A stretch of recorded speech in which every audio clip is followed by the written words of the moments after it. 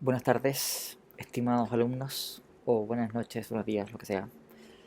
Eh, Esta es la tercera lección del curso Verdad y Certeza, FIL 217C, primera sección. Y vamos a continuar con los temas que estábamos tratando en las lecciones anteriores, la semana pasada. Ustedes recordarán que estábamos tratando sobre el principio de equivalencia, que es una restricción mínima que tiene que satisfacer la noción de verdad. Esto es que, como quiera que vayamos a entender últimamente el concepto de verdad, la verdad tiene que ser tal que satisface para una proposición P cualquiera que P es verdadera si solo si P. ¿De acuerdo? Y recuerden ustedes lo que explicamos acerca del principio de equivalencia. Estábamos también tratando en la última lección acerca de qué es lo que se atribuye propiamente esta noción de verdad. Se atribuye a proposiciones, que es el contenido de lo que es aseverado por alguien cuando, usando la oración de un lenguaje, dice algo, enuncia algo, afirma algo en un contexto determinado. Esas mismas, esas proposiciones son también el contenido de lo que es juzgado o creído por un sujeto, aunque no lo afirme verbalmente. ¿De acuerdo? Bueno, entonces estábamos tratando ese tema y estábamos introduciendo también la distinción gruesa entre teorías realistas y antirrealistas acerca de la verdad y sus distintas implicancias que nos van a tener un buen tiempo en el que vamos a estar discutiendo acerca de estas cosas. Quiero insistir en un punto que me consultó, fue objeto esto de una pregunta que envió por correo electrónico María Jesús Urmeneta acerca de la distinción entre verdad lógica y verdad moral. Entonces, permítanme retomar el tema sobre eso. Tengo aquí una traducción de, de la cuestión disputada acerca de la verdad, de veritate, de Santo Tomás de Aquino, donde se introduce por primera vez esta distinción. O no sé si por primera vez, pero es un texto eh, muy conocido. Eh, eh, y donde se hace esta distinción. Ustedes recordarán que estábamos hablando que eh, la verdad se puede tomar en un sentido como lo contrario, lo contradictorio de la falsedad, se puede tomar como lo contradictorio de la mentira y se puede tomar como lo contradictorio del no ser o de aquello que es una mera apariencia, algo que no está manifestando lo que verdaderamente es. Entonces, esta distinción que yo les indiqué la hace Santo Tomás de Aquino por primera vez en esta cuestión disputada de la verdad, en el primer artículo de la primera cuestión. Y dice esto Santo Tomás de Aquino. Según esto, pues, cabe definir la verdad y lo verdadero de tres maneras. La primera, conforme a aquello que precede a la razón de verdad. Razón aquí quiere decir el concepto, la noción de verdad. Y en lo que se funda lo verdadero. Y así lo define Agustín en el libro de los Soliloquia. Lo verdadero es aquello que es. Y Avicenas, en el libro 11 de la metafísica, la verdad de cada cosa es la propiedad de su ser que le ha sido establecido, y otros. Así, lo verdadero es la indivisión del ser y de aquello que es. Bueno, ese es el sentido ontológico del ser. Consiste simplemente en lo que es. Cuando nosotros decimos, bueno, ¿cuál es la verdad de la cuestión? Lo que queremos decir es efectivamente en qué consiste aquello de lo cual se trata, ¿no? Entonces, bueno, al final, ¿cuál es la verdad acerca de las tasas de propagación del coronavirus? Bueno, queremos saber exactamente cuál es la tasa de propagación después de todo el conjunto de datos que estamos recibiendo, qué es lo que realmente está ahí. La segunda, sigo leyendo, conforme a aquello que realiza por completo formalmente la razón de lo verdadero. Y así dice Isaac, que es un filósofo judío medieval, Isaac israelí se llamaba, que la verdad es la adecuación de la cosa y el entendimiento. Esa es la verdad lógica, ¿no? Eh, Adecuación de la cosa y el entendimiento, o sea, el intelecto, su objeto es constituido por estos contenidos que son aquello que juzga o aquello que cree, que es lo mismo que es el objeto de lo que nosotros enunciamos cuando enunciamos algo. Lo que hemos denominado es una terminología que Santo Tomás de Aquino no hubiese utilizado, de una proposición. Bueno, entonces, propiamente la verdad se dice en este sentido que se ha denominado lógico como el carácter que tiene una proposición por el cual se adecúa a lo que es. Bueno, esta formulación de Santo Tomás de Aquino ha sido considerada tradicionalmente como una formulación muy característica de una teoría realista de la verdad. Vean ustedes ahora lo que viene. La tercera manera de definir lo verdadero es conforme al efecto consiguiente. Y así lo define Hilario: lo verdadero es manifestativo y proclamativo del ser. La verdad es aquello por lo que se muestra aquello que es. Bueno, lo contrario de esto es lo que no manifiesta verdaderamente lo que uno cree, y eso, su contrario, es la mentira. Entonces, volviendo a esa distinción, en nuestro lenguaje ordinario nosotros no solamente atribuimos verdad o falsedad a proposiciones, sino que también decimos de la verdad como un equivalente, en algunos contextos, del ser simplemente, de cómo, qué es lo que hay en el mundo. Y en otros contextos nosotros usamos la palabra verdadera para designar no un carácter de una proposición, sino el carácter de una acción de un sujeto, en virtud del cual manifiesta cuáles son sus creencias, o lo que está diciendo en la medida en que coincide o está en armonía con las creencias que él tiene. Y su contrario es la mentira.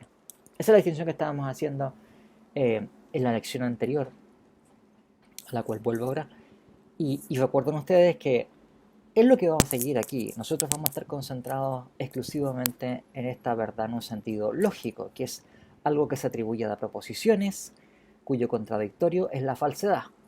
¿Bien?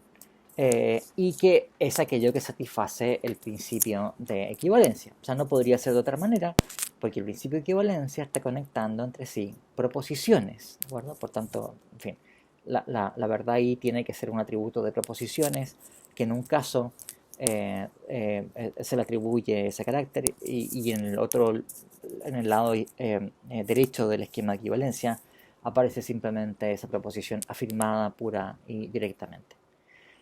Bien, entonces eh, hago ese repaso pensando en las dudas que ustedes habían manifestado, en los mensajes que me habían enviado.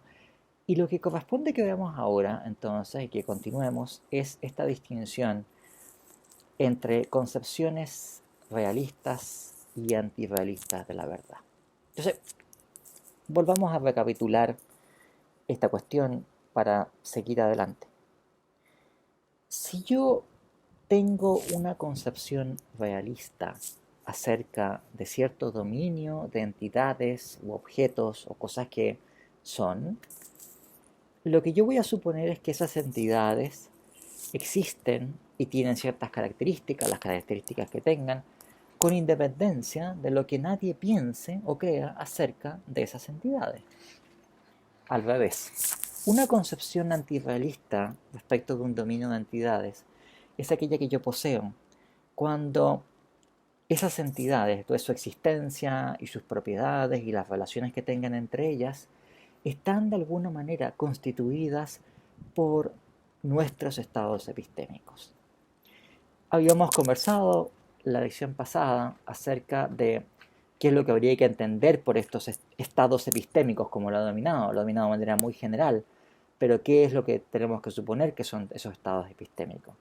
Son estados mentales que tenga algún sujeto racional, como nosotros, vamos a ser nosotros seres humanos, pero podrían ser alienígenas, podrían ser ángeles, podrían ser demonios, podrían ser, qué sé yo, si llegamos a saber que los delfines o que los chimpancés o que los pulpos son inteligentes, bueno, estados mentales de los pulpos o de los delfines o lo que sea. Son estados mentales que tienen estos sujetos, que tienen ciertas capacidades conceptuales superiores, o sea, son capaces de pensar de manera general, son capaces de efectuar inferencia para tomar ciertas proposiciones y sacar consecuencias a partir de ellas. Eso es lo que quiero decir con capacidades cognitivas superiores. Y entonces esos estados epistémicos son estados mentales en que se encuentran estos sujetos y que constituyen evidencia o información para pensar que las cosas son de cierta manera, ¿no? Esto abarca una gran cantidad de distintos tipos de estados mentales diferentes. Eh, Vamos a ver varios ejemplos de formas en que pueden tomar estos estados epistémicos. La cuestión es que cuando uno tiene una concepción antirrealista acerca de un dominio de entidades, lo que uno está sosteniendo es que esas entidades de alguna manera han sido constituidas ontológicamente o sea, en su ser, han sido constituidas en su ser, existen y tienen las características que tienen debido a nuestros estados epistémicos. Lo cual nuestros, en este sentido general, propios de un sujeto racional que podemos ser nosotros o podrían ser ángeles o alienígenas. Bien. Pero no es independiente el hecho de que esas entidades existan y el hecho de que tengamos nosotros ciertos estados epistémicos. Ahora, dado que vale el principio de equivalencia, ¿recuerdan ustedes qué implicaba el principio de equivalencia? Para una proposición P cualquiera, P es verdadera si solo si P. Dado que el que algo sea verdadero, el que una proposición sea verdadera, tiene incidencia, está correlacionado con cómo es el mundo, cuál sea nuestra concepción ontológica acerca del dominio de entidades del cual se trata, del cual versan las proposiciones en cuestión, incide, está conectado sistemáticamente con cuál va a ser nuestra concepción acerca de la verdad de las proposiciones que dicen cosas acerca de las entidades de ese dominio. Entonces, coloquemos algunos ejemplos para clarificar esta cuestión.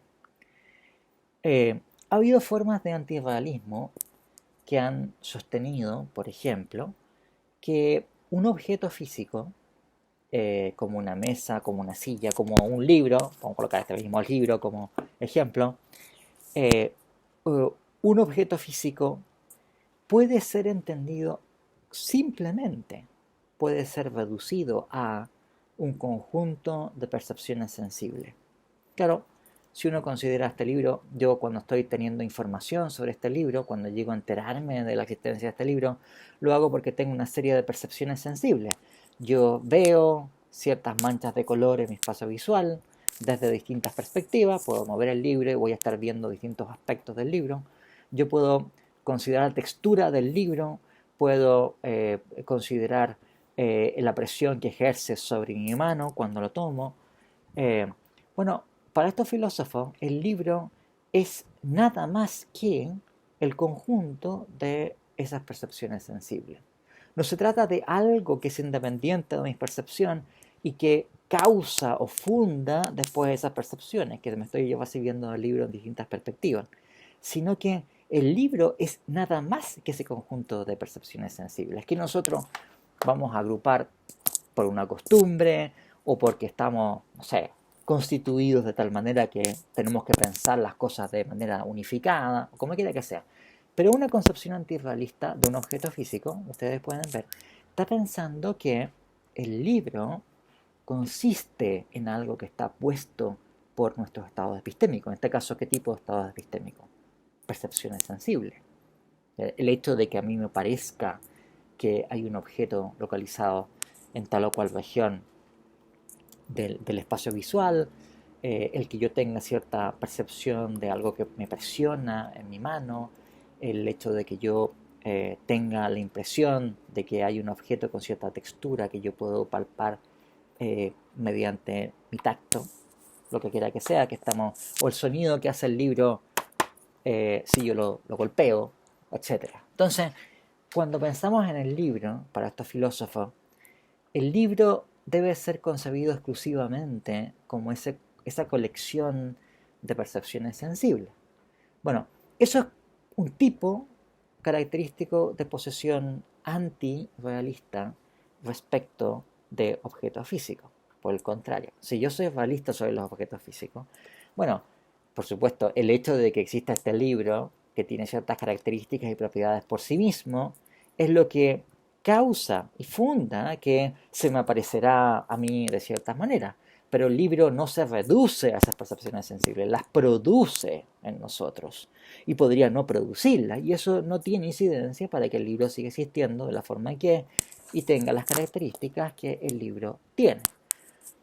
Bueno, entonces, si yo tengo una concepción realista acerca de objetos físicos, ¿Cómo voy a evaluar entonces la verdad de proposiciones que enuncian hechos acerca del libro? Por ejemplo, si yo quiero decir que el libro tiene un peso de, qué sé yo, no sé cuánto pesa el libro, qué sé yo, 500 gramos, pongamos el caso, ¿no? No es muy pesado este libro. Si el libro tiene 500 gramos, bueno, esa proposición es determinadamente verdadera o falsa según cuál sea la masa del libro. No depende de nada más. Puede ser que yo no tenga idea de cuál es la masa del libro. Puede ser que me encuentre en tal posición que nunca vaya a estar en la situación de poder constatar si acaso el libro tiene efectivamente 500 gramos de masa, de peso, perdón, o no. Eso no importa. El libro tiene por sí mismo 500 gramos de masa o no la tiene. Y la proposición por la cual yo enuncio que el libro tiene 500 gramos de masa es determinadamente verdadera o falsa según si el libro lo tiene o no la tiene. Ahora, ¿qué pasa si yo tengo en cambio una concepción antirrealista de la verdad?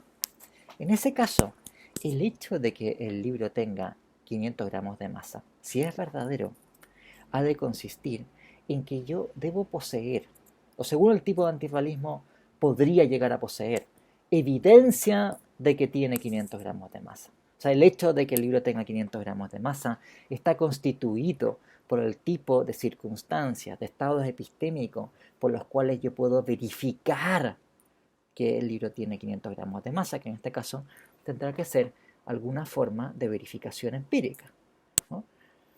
Al revés, si es falso que el libro tiene 500 gramos de masa, este hecho consiste en que existan ciertos estados epistémicos o, según el tipo de antirrealismo que se trate, yo pueda llegar a tener estados epistémicos o sujetos racionales como nosotros, como quiera que sea, en virtud de los cuales nosotros podemos refutar que el libro tiene 500 gramos. O sea, podemos constatar mediante evidencia empírica en este caso que el libro no tiene 500 gramos de masa. Entonces, ustedes pueden darse cuenta que, claro, para el antirrealista, la verdad de la proposición, el libro tiene 500 gramos de masa, no es independiente de los estados epistémicos por los cuales nosotros podemos verificar que el libro tiene 500 gramos de masa. Y esto constituye al mismo tiempo el hecho de que el libro tiene 500 gramos de masa. El hecho ontológico de que el libro tiene 500 gramos de masa está de alguna manera integrado o constituido por ese estado mental que tiene que ver con lo que pasa en nuestras cabezas.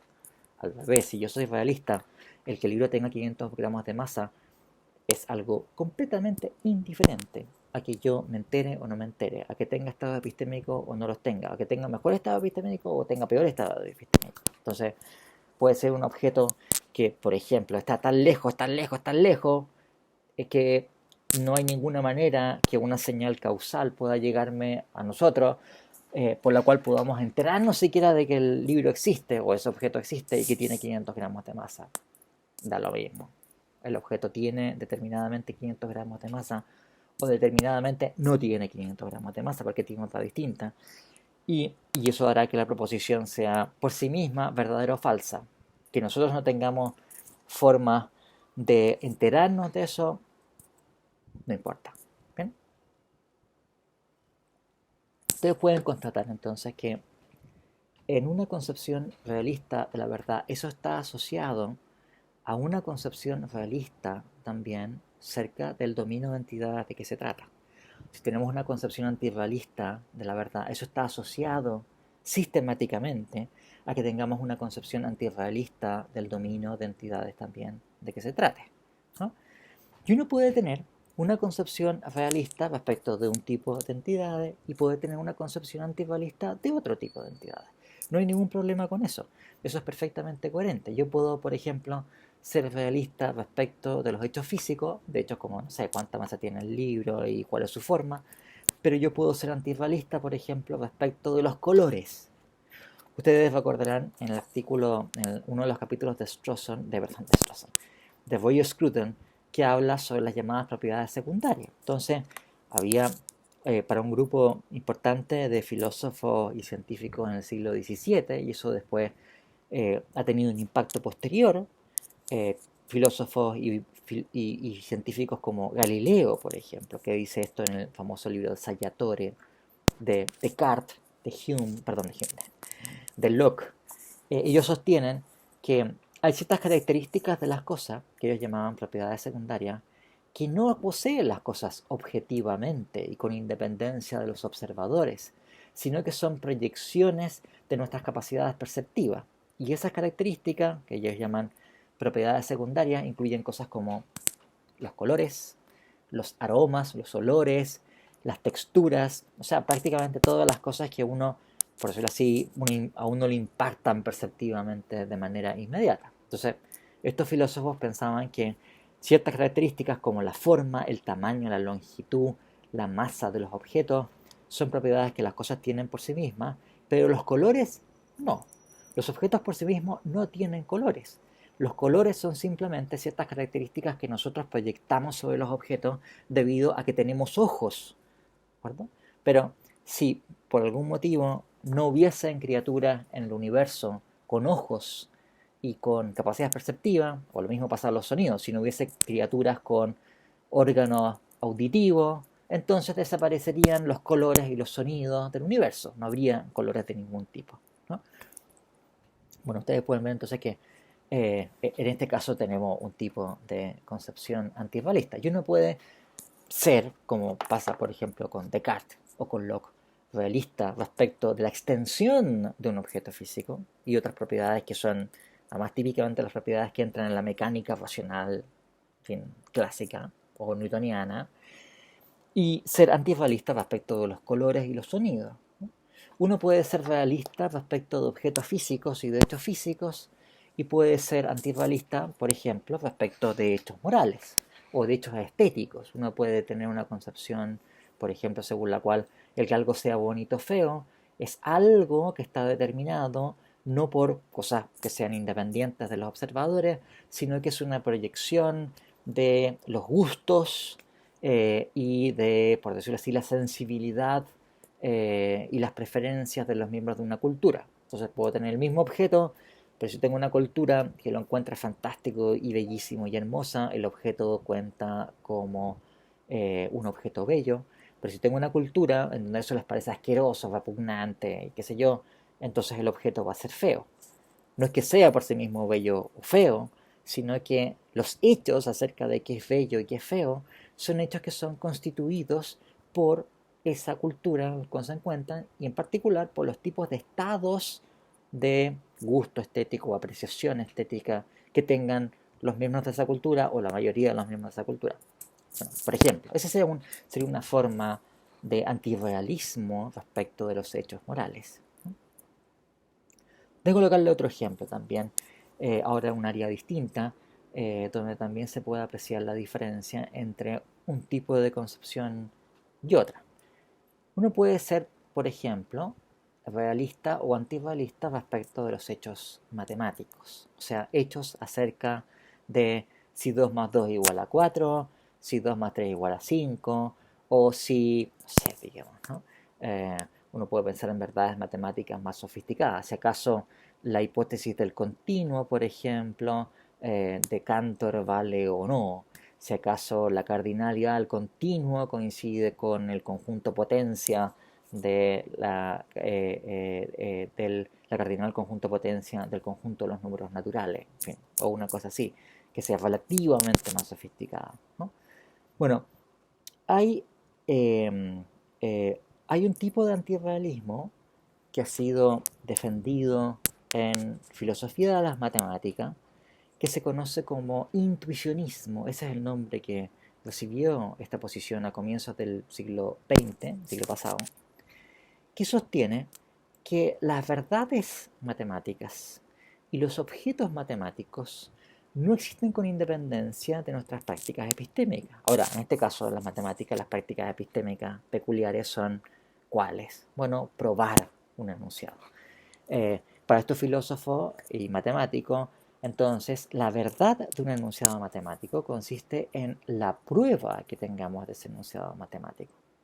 Y la falsedad de un enunciado matemático coincide con la refutación que tengamos de ese enunciado matemático. ¿De acuerdo? O sea, no puede ser que un enunciado matemático sea verdadero y sin embargo no existe una prueba de ese enunciado, que es una forma en que nosotros llegamos a saber que ese enunciado es verdadero. No puede ser que un enunciado matemático sea falso sin que exista una refutación de ese enunciado matemático, que es una forma en que nosotros llegamos a darnos cuenta que el enunciado en cuestión es falso. ¿Ok? Eh, por tanto, consideren ustedes la situación que se da, ¿no? Para un realista, en cambio, un enunciado matemático por sí mismo es o bien verdadero o bien falso, según si se dan o no los hechos matemáticos que están siendo enunciados por esa proposición. Si yo soy un antirrealista matemático, en cambio, si no hay prueba, o por lo menos según el tipo de intuicionismo, si no estamos en condiciones de poder generar esa prueba, a lo mejor no la tenemos de hecho, pero podríamos generarla, entonces el enunciado por sí mismo no es verdadero, con independencia a la prueba que pudiésemos dar acerca de ese enunciado. Y lo mismo vale para objetos matemáticos, como el número 2, por ejemplo, el número 3. Para los intuicionistas, ese objeto no existe, sino es como una construcción de nuestras mentes. Mentes como las nuestras, de criaturas racionales, que, insisto, pueden incluir una alienígena muy inteligente, a lo mejor mucho más inteligente que nosotros, o ángeles muchísimo más capaces que nosotros, y con una capacidad cognitiva que nosotros ni soñamos, lo que sea. Pero son criaturas de capacidades cognitivas finitas, tal como nosotros tenemos capacidades cognitivas finitas. Eh, Consideremos entonces lo que sucede respecto de algún enunciado que pudiésemos considerar. En matemática se suelen designar estas proposiciones para las cuales no tenemos una prueba ni una refutación como conjeturas. O sea, algo que parece ser verdadero, pero para lo cual no tenemos una prueba y tampoco tenemos una refutación que nos certifica que ese enunciado de esa proposición es falsa. Entonces hay conjeturas en matemática que son proposiciones que todavía no han sido probadas y tampoco han sido refutadas. Por supuesto podrían llegar a ser probadas. Hace algunos años, bueno ya unos cuantos años ya, 20 años, más de 20 años, que un ejemplo típico para esto era el último teorema de Fermat. Entonces, Fermat, no me recuerdo ahora exactamente cuál enunciado, pero era un matemático genial y estaba en borde de el margen de un libro. Me dijo, bueno, este enunciado, esta proposición tiene una prueba muy fácil, pero no tengo espacio para anotar la prueba aquí. Y se murió después, Fermat. Entonces, claro, supone que él estaba en la prueba, se murió, pero después nadie encontraba la prueba. Y pasaban los siglos y nadie encontraba la prueba. Y era uno de los programas matemáticos abiertos por los cuales no teníamos ninguna prueba, ninguna refutación. Bueno, eso se encontró la prueba finalmente después de mucho tiempo. Me parece que el año 2000 fue que se encontró la demostración del teorema de Fermat. Por lo tanto, ya no sirve como ejemplo para este tipo de cosas. Pero en los libros aparecía antes, ¿no? Como un ejemplo. Pero puedo colocarles otra conjetura, que es una conjetura que se llama la conjetura de Goldbach. La conjetura de Goldbach consiste en que todo número par, todo número par mayor que 2 es igual a la suma de dos números primos. Y ustedes pueden, en fin, pensar en números pares mayores que 2 y van a considerar que cualquiera que uno se le ocurra más o menos, que no son demasiado grandes, son la suma de dos primos, ¿de acuerdo? Hasta el momento no ha aparecido ninguna refutación de la conjetura de Goldbach. O sea, nadie se le ha ocurrido decir, oh, mira, cáchate, anoche, antes de quedarme dormido, estuve pensando en esto y me di cuenta que el número 53.435.224 no es igual a la suma de dos números primos. O en fin, lo que sea. Eso no ha pasado ahora. A lo mejor a algunos de ustedes les pasa hoy día, no sé, se quedan dormidos y comienzan a pensar en esto. Y descubren, qué sé yo, un contraejemplo a la conjetura de Goldbach y queda entonces definitivamente refutada. Pero eso hasta el momento no ha pasado. O sea, no nos consta fehacientemente que la conjetura de Goldbach es falsa, ¿no? Pero tampoco tenemos una demostración de la conjetura de Goldbach. O sea, no tenemos una prueba de que para todos y cada uno de los infinitos números pares mayores que 2, que son infinitos, cada uno de ellos satisface la condición de ser la suma de dos números primos. Esa prueba no la tenemos. Normalmente, ustedes, en fin, que tienen formación matemática, sabrán que la prueba normal de este tipo de enunciados universales se hace por inducción matemática. Se hace mediante, que no debe confundirse con la inducción por la cual justificábamos un enunciado universal a partir de evidencia particular.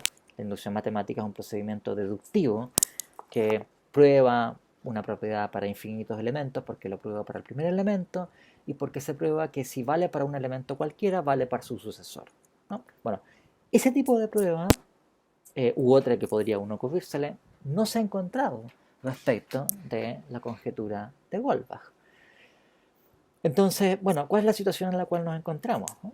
Si uno es realista respecto a los hechos matemáticos, ¿no?, la posición que uno adopta es la siguiente, es decir, mira, o bien todos y cada uno de los números pares mayores que 2 son iguales a la suma de dos números primos, o bien no, porque hay al menos uno que no cumple la condición. Y eso es, o bien vale una cosa, o bien vale la otra. Que nosotros no tengamos forma de determinarlo, problema nuestro, es un problema epistemológico. Nosotros no tenemos cómo saber eso. Mala pata, ¿no? Realmente, en la realidad de las cosas, de los hechos matemáticos acerca de esta entidad de matemática, vale o bien la conjetura de Goldbach o bien la negación de la conjetura de Goldbach, y eso es, a lo mejor, es un tipo de verdad matemática de la naturaleza que ni nosotros, ni un ángel, ni una confederación de supercomputadora o de alienígena nunca van a estar en condiciones de poder determinarlo. A lo mejor la única manera de darse cuenta que este enunciado es verdadero es algo que puede saberlo Dios, porque puede contemplar mediante un golpe de mirada lo que pasa con cada uno de los infinitos números pares mayor que 2 y puede entonces ver inmediatamente que cada uno de ellos es igual a la suma de 2 primos. Y ninguna inteligencia finita es capaz de verlo, ¿de acuerdo? Bueno, a lo mejor eso pasa, ¿de acuerdo? Y si así, bueno, mala pata nomás. La conjetura de Goldbach o bien es verdadera o bien es falsa, de acuerdo a esa realidad matemática. ¿Qué pasa en cambio si uno es un antirrealista sobre las matemáticas? Esto que se denomina intuicionismo. Bueno, para el intuicionista la idea es la siguiente. Si no hay una prueba de un enunciado matemático, ni hay una refutación, y si, como digo, hay cualificaciones en esto, y si no es posible dar una prueba ni una refutación, el enunciado por sí mismo no es verdadero ni falso.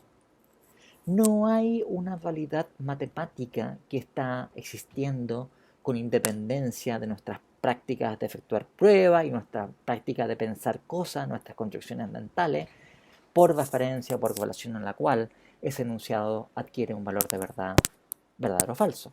No existe tal cosa con independencia. Y si no existen en la medida en que excede nuestras capacidades epistémicas, la proposición por sí misma no tiene valor de verdad, no es, como les digo, ni verdadera ni falsa.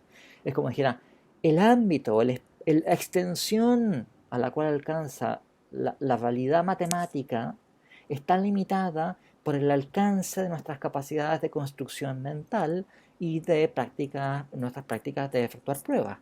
Lo que exceda de eso no existe. No es que exista y no tenemos cómo alcanzarla. No existe simplemente. No hay tal realidad. Ni siquiera para hacer falso la conjetura de Goldbach. Es decir, no hay realidad que pueda ser ni verdadera ni falsa la conjetura de Goldbach. Es una especie de hueco en la realidad, aquello con lo cual nos topamos, ¿no? Entonces, eso es lo característico de una posición antirrealista. Lo mismo sucede si volvemos al ejemplo del libro, ¿no? Si yo tengo esta concepción antirrealista respecto a los objetos físicos, que todo esto se ha conocido como fenomenalismo, porque los objetos físicos son reducidos simplemente a conjuntos de impresiones sensibles, percepciones, ¿no?, a lo que nos aparece, a un fenómeno, ¿no? Fenómeno viene del griego faino y fainomai, que significa aparecer, mostrarse. ¿Bien? Bueno, entonces, si uno tiene una concepción antirrealista respecto a los objetos físicos, la idea sería, mira, el hecho de que el libro tenga 500 gramos de peso no es algo que pueda darse con independencia de nuestras prácticas epistémicas, de las formas en que nosotros podemos verificar empíricamente esto. Si por algún motivo nosotros no pudiésemos efectuar de ninguna manera una prueba o un testeo o tuviésemos llegar a evidencia de que el libro tiene o no 500 gramos de peso, entonces no hay ningún hecho en el mundo que pueda hacer verdadero o falso La proposición, falsa, la proposición, el libro tiene 500 gramos de peso. La proposición sencillamente no es ni verdadera ni falsa. No hay una validad ahí que pueda ser verdadera o falsa la proposición. Nuevamente, el alcance, la extensión que tienen, la validad acerca de los objetos materiales, no excede, no puede exceder a donde alcanzan nuestras capacidades epistemológicas para constatar o verificar esos hechos acerca de esas entidades. ¿Bien? Si ustedes pueden ver que eh, es característico entonces de una posición antirrealista que los hechos de las entidades de las cuales estemos tratando están de alguna manera constituidas y dependen de nuestros estados epistémicos.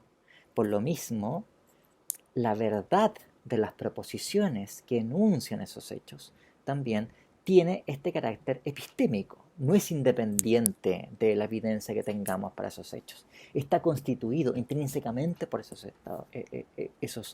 evidencia. Y al revés, si tenemos una concepción realista acerca de ciertas entidades, la verdad de las proposiciones que enuncian el darse de esos hechos que están siendo enunciados no tiene ninguna restricción epistemológica acerca de lo que nosotros podamos llegar a determinar o a saber. Aquí, normalmente en estas cuestiones, la línea de la dirección va de lo ontológico a la concepción de la verdad. O sea, hay una concepción de la verdad, sigue a una concepción ontológica. Yo voy a colocarles algunas excepciones después, porque hay filósofos que han pensado que esa conexión podría darse en un sentido inverso. O sea que si tenemos razones independientes para pensar que la verdad tiene que entenderse de tal o cual manera, eso es la razón para tener una concepción ontológica antirrealista respecto a una entidad. O al revés, una concepción realista. Eso les comentaré en un momento, que voy a tomar un poquito de agua.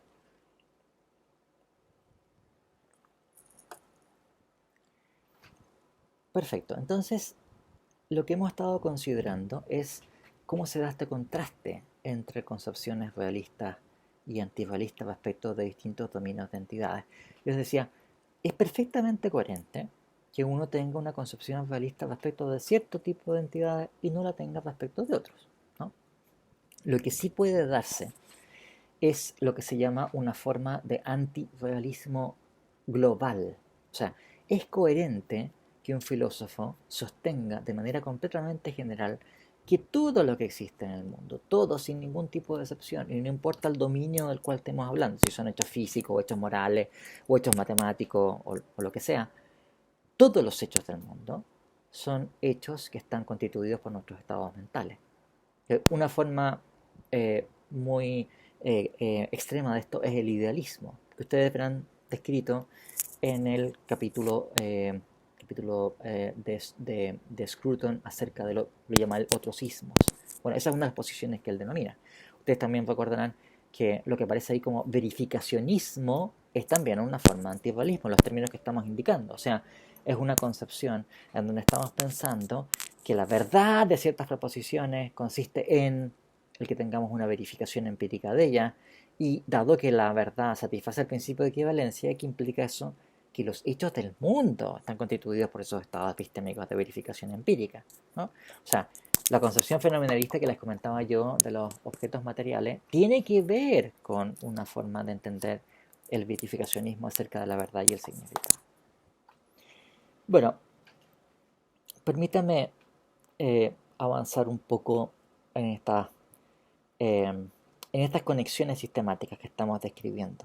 O sea, ven ustedes que la concepción ontológica, o sea, cómo pensamos que son las cosas en su naturaleza íntima, tiene una conexión sistemática con qué concepción vamos a tener de la verdad acerca de las proposiciones que tratan sobre esos hechos, ¿no?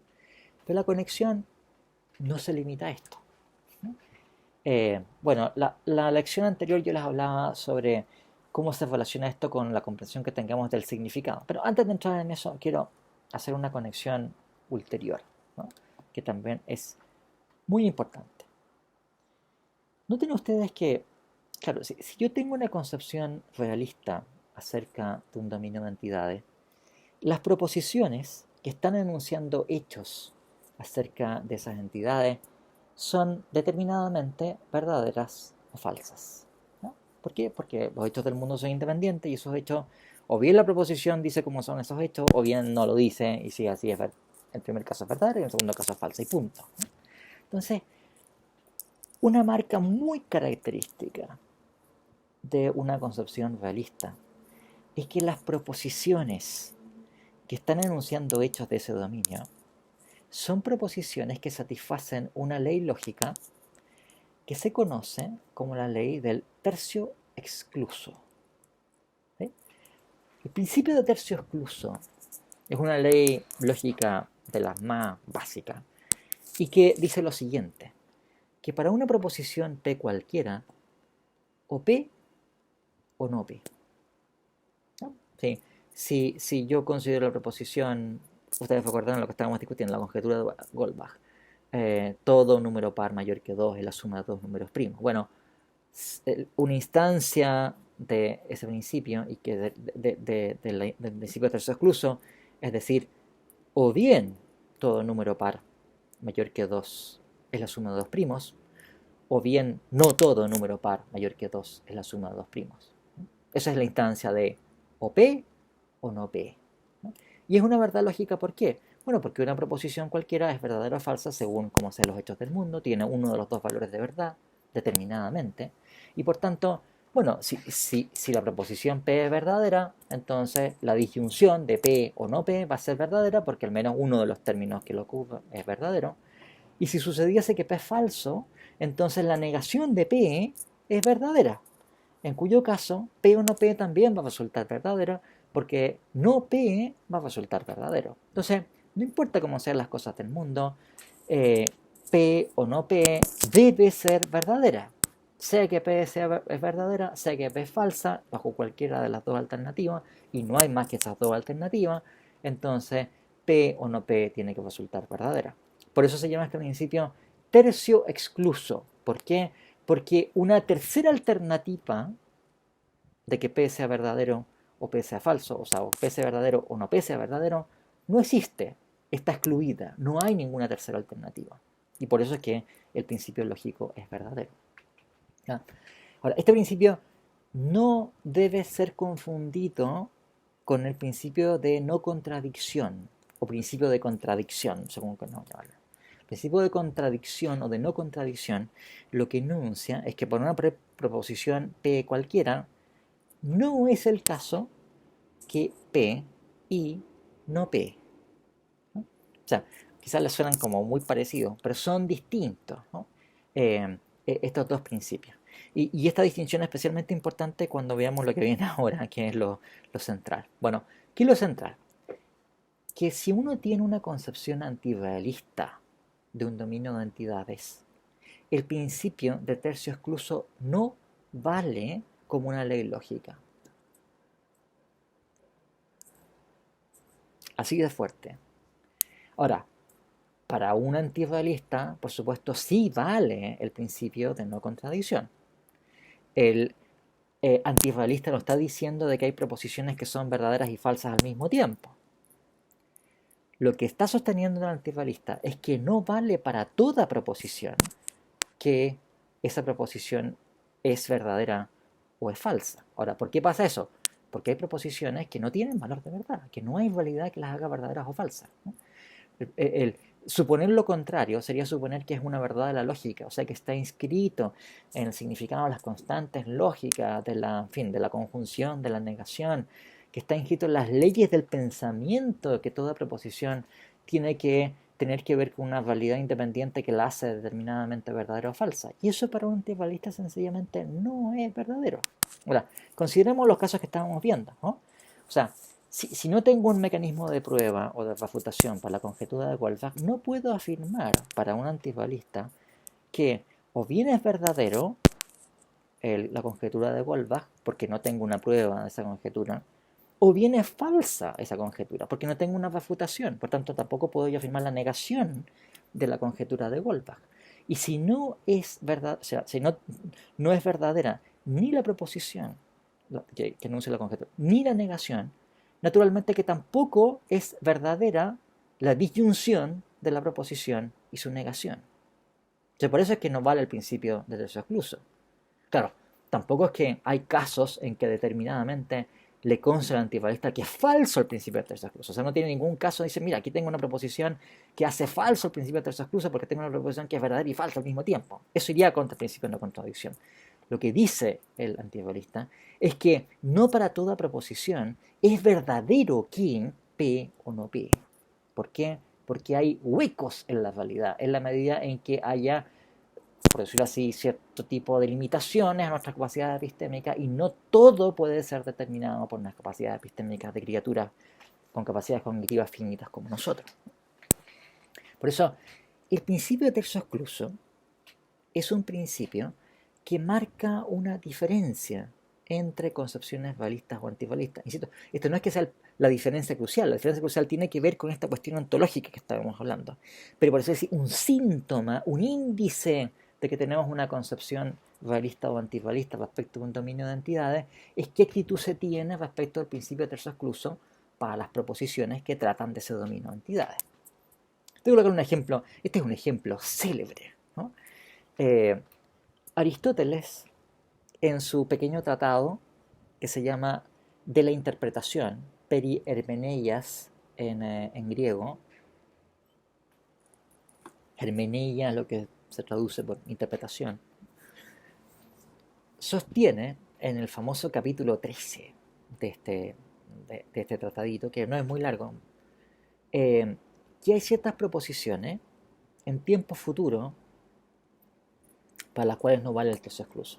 Entonces el ejemplo de Aristóteles, que es un ejemplo célebre, es decir, mañana habrá una batalla naval. Entonces piensen ustedes en una circunstancia en donde hay dos flotas grandes, enemigas que están en una posición y podrían llegar a enfrentarse a una gran batalla naval mañana. A lo mejor no se presenta la batalla naval mañana. Entonces Aristóteles dice, bueno, ¿qué pasa respecto de, supongo que estamos hoy día, y a lo mejor mañana hay una batalla naval? Eso hace entonces que sea verdadero hoy día la disyunción mañana habrá una batalla naval o mañana no habrá una batalla naval. Bueno, la posición de Aristóteles es que esa disyunción que ustedes ven es una instancia del principio de terzo excluso, P o no P. Mañana habrá una batalla naval o mañana no habrá una batalla naval. Bueno, esa disyunción no es verdadera. No es verdadera porque la proposición, mañana habrá una batalla naval, es una proposición que no es hoy verdadera o falsa. ¿Por qué pasa eso? Porque el futuro no existe. No hay futuro. Claro, para anunciarlo en tiempo presente, no sé qué, o sea, probablemente Aristóteles anunciado en tiempo pasado también diría una cosa parecida, pero en tiempo futuro, la idea es que no hay una validad que haga determinadamente verdadero hoy que mañana habrá una batalla naval o no habrá una batalla naval. Y si es así, la proposición mañana habrá una batalla naval no es hoy determinadamente verdadera o falsa. Por tanto, tampoco tiene un valor de verdad determinado la negación de mañana habrá una batalla naval, que es mañana no habrá una batalla naval. ¿Ven ustedes? Ahora, porque, o sea, Aristóteles niega que sea verdadero el tercio excluso para esta proposición porque tiene una concepción ontológica respecto del futuro. Al revés, bueno, Aristóteles estaba reaccionando con unas formas de argumentaciones fatalistas que habían sido defendidas en esa época. Entonces había filósofos que decían algo así como, mira, es verdad hoy día que mañana habrá una batalla naval o mañana no habrá una batalla naval. La proposición mañana habrá una batalla naval tiene un valor de verdad determinado. Por tanto, supongamos que es verdadera que mañana habrá una batalla naval. Bueno, entonces da lo mismo lo que haga hoy, mañana va a haber una batalla naval. O sea, por más que yo me esfuerce y vaya a negociar y hable con uno y diga, no, no peleen, por favor, hagan la paz, no vayan a la batalla. Si mañana va a haber una batalla naval, mañana va a haber una batalla naval y no hay nada que nosotros podamos hacer al respecto. Y al revés, si mañana no va a haber una batalla naval, entonces no importa cuánto asuse yo a las partes, diga, vamos, vamos, vamos, vamos, pégale, pégale, mátalo, qué sé yo, no va a haber una batalla naval, ¿no? Y claro, uno puede pensarlo para, no sé, uno puede decir, o bien me voy a contagiar con coronavirus, o bien no me voy a contagiar con coronavirus. Ahora, si me voy a contagiar con coronavirus, viejo, no me preocupa, da lo mismo todo tipo de cosas que haga. Puedo tomar todas las prevenciones, puedo aislarme con un traje, en fin, completamente cerrado y encerrarme en el ambiente y irme al Himalaya. Me voy a contagiar con el coronavirus, ¿no? Y al revés, sí es verdad que no me voy a contagiar con el coronavirus. Entonces, dijo, da lo mismo, me puedo ir a rastrear a los virus y metérmelos por aquí. No me voy a contagiar con el coronavirus. Entonces, bueno, ese era el tipo de argumento fatalista diciendo, en realidad da lo mismo lo que uno haga, el futuro está escrito y cualquier cosa que uno vaya a hacer para tratar de transformarlo es completamente, en fin, inepto y no va a ser capaz de hacerlo. Y por tanto tenemos que simplemente, en fin, conformarnos con lo que el destino nos depara. Bueno, eso está pensando en ese tipo de argumentos, pero quiero destacarles cuál es el aterrizaje que tiene. Entonces, una concepción antirrealista respecto a un tipo de entidades trae consigo que no se acepta como ley lógica el principio de tercio excluso. Al revés, si tengo una concepción realista de un tipo de entidades, yo estoy comprometido, tengo que aceptar el principio de tercio excluso. Y ninguna de las dos partes, ni los antirrealistas ni los realistas, tienen ningún problema con el principio de no contradicción. Permítame insistir en este punto. O sea, el antirrealista no es que rechaza el principio de tercio excluso porque crea que haya contradicciones verdaderas, ¿de acuerdo? Que haya proposiciones que sean verdaderas y falsas al mismo tiempo. Nada de eso. Es que no hay realidades determinadas por lo que excede mis capacidades epistémicas y por tanto hay cosas en donde las proposiciones enuncian supuestos que no son ni verdaderos ni falsas, porque no hay nada que pueda hacer esos supuestos determinadamente verdaderos o falsos. Ok, estamos ya más o menos en el tiempo que me había propuesto, así es que vamos a quedar en este punto. Seguiremos la siguiente lección insistiendo en esta diferencia entre concepciones realistas y antirrealistas acerca de la verdad y las conexiones que tienen. Quiero fijarme también en cómo pasa esto con el tercer excluso con otras formas de antirrealismo. Vamos a volver también a algo que mencioné en la lección anterior acerca del realismo, antirrealismo, acerca del significado, para también entenderlo con más claridad. Y bueno, sería todo por esta lección. Les deseo en fin, que tengan un feliz y fructífero estudio y nos estamos viendo. Adiós.